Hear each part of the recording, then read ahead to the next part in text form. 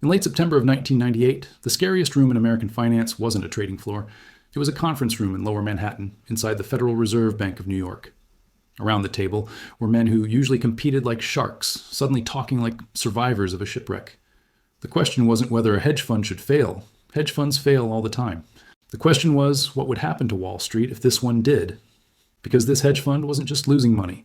It was intertwined with the biggest banks on earth through loans, derivatives, and promises stacked on promises. If it started dumping assets to survive, it could pull prices down everywhere, force margin calls everywhere, and turn a bad month into a global chain reaction.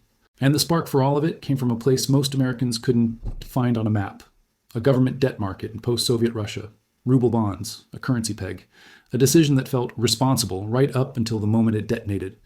How did a struggling transition economy, barely a decade removed from communism, come within inches of cracking the most sophisticated financial system on the planet? A year earlier, the story looked like a miracle in progress. Russia, after the chaos of the early 1990s, had something it hadn't had in a long time: a sense of normal. Inflation, once a monster, was tamed compared to the hyperinflation years. The ruble didn't feel like it was melting in your pocket every week. The government was issuing domestic debt that investors actually wanted to buy. Western officials talked about reform. Western banks talked about opportunity. And symbolically, Russia was being welcomed into the club. Not the G7 exactly, but the G8 process. Photos, handshakes, the implication that the country was graduating from basket case to partner.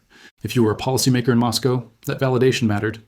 If you were a trader in New York or London, it mattered even more, because the easiest trades are the ones where a new story is forming and the old fear is fading. When fear fades, money flows. When money flows, yields fall. And when yields fall, everyone feels smart. Underneath the optimism, though, Russia had a basic problem that no photo op could solve. The state didn't reliably collect money from the state it was supposed to govern. Taxes went unpaid. Big firms negotiated, delayed, bartered, or simply refused. Regional bosses acted like mini sovereigns. The federal government had obligations, pensions, wages, basic services, but the revenue engine sputtered. So Russia did what households do when the bills are due and income is short. It borrowed. But it borrowed in a particular way, and that's where the trap was set. Imagine you're living on a budget that doesn't quite work. Your paycheck comes in late, your expenses come in early, and you're constantly juggling. You discover a credit card that lets you roll your balance again and again. The minimum payment is manageable at first, but the card has a catch. It resets every few weeks, and each time you roll it, the interest rate can jump. That was the logic of Russia's short-term domestic debt market in the 1990s. The government issued high-yield, short-maturity ruble bills, GKOs, along with longer instruments like OFZs, and the state leaned on them more and more. The maturities were short, which meant the government had to refinance constantly. If investors stayed confident, refinancing was easy.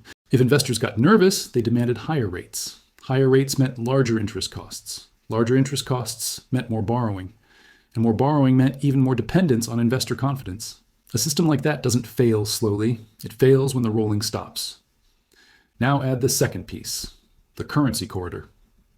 Russia's central bank ran a managed exchange rate band, a corridor where the ruble was kept within a range against the dollar. The goal was simple and politically powerful. After years of inflation trauma, a stable ruble was a promise to the public. We were not going back to the nightmare. A stable ruble was also a promise to investors. Your ruble bonds won, to be eaten alive by a sudden devaluation. To keep that promise, the central bank needed reserves. Hard currency, mainly dollars. Reserves are like a household's emergency savings. If the neighborhood panics and everyone tries to turn rubles into dollars, the central bank has to meet that demand to defend the corridor. You spend reserves to buy your own currency, propping it up. This is where the psychology gets cruel. The more you defend, the more people watch the reserve pile. And the more the pile shrinks, the more people rush to the exit. Because nobody wants to be the last person holding rubles when the corridor breaks. So Russia had two promises running at the same time. One, we can refinance our short-term debt. Two, we can hold the ruble steady. Each promise depended on confidence, and each promise became harder to keep if the other one wobbled. Then the world changed. In 1997 and 1998, global markets were already rattled. The Asian financial crisis had shown how quickly capital could reverse in emerging markets, how fast currencies could collapse, how contagious fear could become. Investors who had been hungry for yield started getting picky. Emerging market stopped sounding like growth and started sounding like risk. At the same time, commodity prices weakened, including oil, an export Russia needed for hard currency and fiscal breathing room. When that revenue softened, Russia's budget strain became harder to ignore. In Moscow, policymakers faced an ugly menu: tighten fiscal policy in a country already under strain, devalue the ruble and risk reigniting inflation and political backlash, restructure the domestic debt, and admit the state couldn't honor what it had promised. Or try to buy time. Buying time is seductive. It feels like control. It feels like you're one meeting, one bailout package, one market rebound away from safety. So Russia kept issuing debt. When investors demanded higher yields, Russia paid them. When people doubted the ruble, the central bank defended the corridor. Interest rates rose. Refinancing became more expensive. Reserves fell. This is the part of the story where a financial crime vibe creeps in, not because there was a single mustache-twirling villain, but because the structure started to resemble a machine that could only survive by pulling in new money to pay old claims. If you're constantly refinancing short-term high-interest bills because you cannot cover your obligations from revenue, you're living on rollovers. And rollovers can look stable right up until the day they don't. Meanwhile, Russia's domestic banking system was tied up in the same web. Russian banks held government debt. They used it as collateral. They built business models around it. In many cases, the line between the government S balance sheet and the bank's on balance sheet wasn't T-a-line at all. It was a shared fate. In the summer of 1998, an international support package was assembled with the IMF and others, aiming to restore confidence. On paper, that should have helped. In practice, it did something more ambiguous. It signaled that Russia was running out of options. Because bailouts are never interpreted in a vacuum. They're interpreted as a clue. If you need a rescue, something is wrong. Investors kept selling. Yields soared. The math got impossible. And then came the decision point, the fatal mistake. Not because it was the only mistake, but because it locked the system into a corner. The fatal mistake was the determination to maintain the currency corridor for too long, using scarce reserves and punishing interest rates to defend a promise the economy couldn't afford. You can understand why leaders chose it. Inflation had humiliated the country. A stable ruble was political oxygen. Devaluation sounded like surrender. And surrender, in a nation still measuring itself against the West, felt intolerable.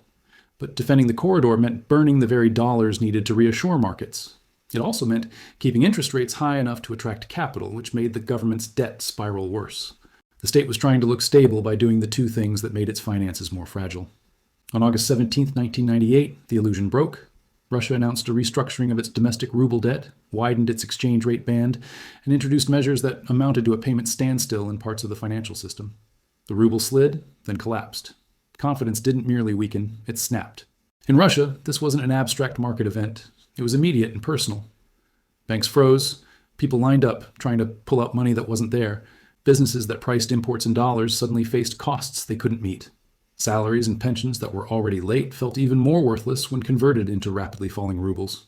The stability that had been advertised as the reward for reform evaporated in a matter of weeks. And far away, on the other side of the planet, traders stared at their screens and realized something else was breaking too. The assumption that global finance could always absorb a shock in an unimportant higher place. Because in 1998, unimportant was a dangerous word. The key connection was leverage. Leverage is just borrowing, but in finance, it's borrowing with a hair trigger. You put down a small amount of your own money, borrow the rest, and if the trade moves against you, your lender demands more collateral immediately. If you can't post it, you sell fast. Long-term capital management was built by people who didn't sound like gamblers. They sounded like physicists. They believed markets had patterns and that those patterns could be harvested with patience and math. Their core idea, simplified, was convergence.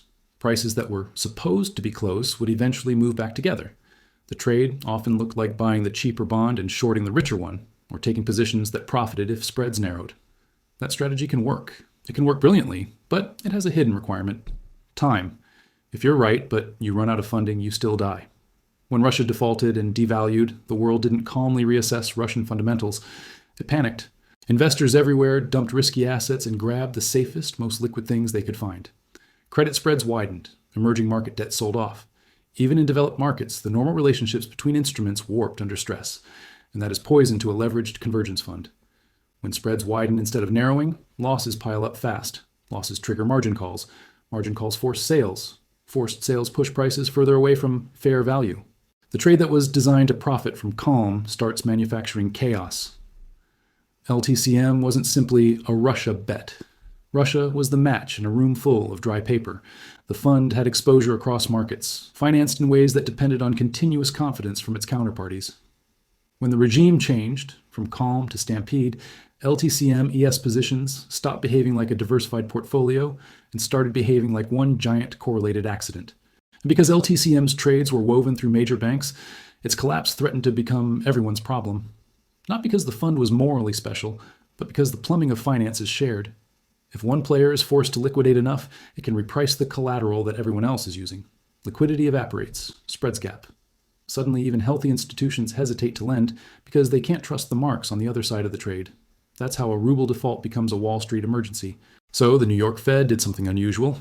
It gathered the major counterparties and pushed for a private sector solution, a recapitalization that would stabilize the fund and unwind positions in a controlled way. This wasn't the central bank writing a check to a hedge fund. It was the central bank acting as the adult in a room of powerful institutions, trying to prevent a disorderly liquidation from turning into systemic failure. Soon after, the Federal Reserve also cut interest rates in steps as markets convulsed, trying to ease the funding pressure and restore liquidity. The message was clear. The problem wasn't Russia anymore. The problem was the global chain reaction. And here's the bitter irony. Russia's crisis was treated, at first, as a story about emerging market irresponsibility. A messy country, shaky institutions, predictable outcome. But the near disaster in New York revealed something much more uncomfortable. The most advanced financial system in the world had built itself to be vulnerable to exactly this kind of shock. Not because bankers were stupid, because they were optimized. Optimized for small fluctuations, optimized for normal correlations, optimized for the idea that if you're sophisticated enough, you can slice risk thin and spread it so widely it becomes harmless. But risk doesn't disappear. It changes shape. It migrates into leverage and liquidity assumptions. It hides in the belief that markets will always stay tradable, that prices will always be there when you need them. After 1998, Russia paid a deep domestic price, lost savings, broken banks, shattered trust. Politically, the crisis helped discredit the reform-era elite and accelerated a hunger for order over experimentation. Within a few years, rising oil prices and a cheaper ruble helped fuel a recovery. But the political lesson absorbed by the state was not embrace vulnerability. It was never be at the mercy of outsiders again. In the United States, the lesson was supposed to be about leverage and transparency in the shadowy corners of finance, the deals that happen off balance sheets, through derivatives, through short-term funding. But lessons in finance don't vanish. They fade, and then they return wearing new clothes. You can see the same pattern echoing forward. Short-term borrowing funding long-term bets, institutions that look stable as long as markets are calm, and then buckle when liquidity disappears. Leaders defending a promise, an exchange rate, a peg, a valuation, a reputation, long enough that the defense itself becomes the cause of the collapse. The terrifying part isn't that Russia made a mistake. It's that their mistake found the weak joint in the global system. A corridor defended with dwindling reserves met a Wall Street culture that believed it could borrow against the future forever, because the future always arrives on schedule. In 1998, the future arrived early. The world didn't end in that New York conference room. The banks wrote checks, the positions were unwound, the panic eased, and a story was quietly filed away. Russian debt almost destroyed Wall Street. But the real story is sharper. A government tried to buy credibility by defending a currency level it couldn't afford. A hedge fund tried to buy certainty by leveraging models that worked only in calm weather. Both were making the same human bet, that tomorrow would look like yesterday. It was the shared decision to treat confidence as a resource that can't run out. Confidence always runs out. It just doesn't send you a calendar invite. If there's a line worth keeping from 1998, it's this. The most dangerous debts are the ones that require the world to stay polite. When the world stops being polite, when fear takes the wheel, every beautiful structure built on refinancing and assumptions becomes kindling. History doesn't repeat, but it does keep rhyming in the same key. And if you want to know where the next rhyme is hiding, you know what to do.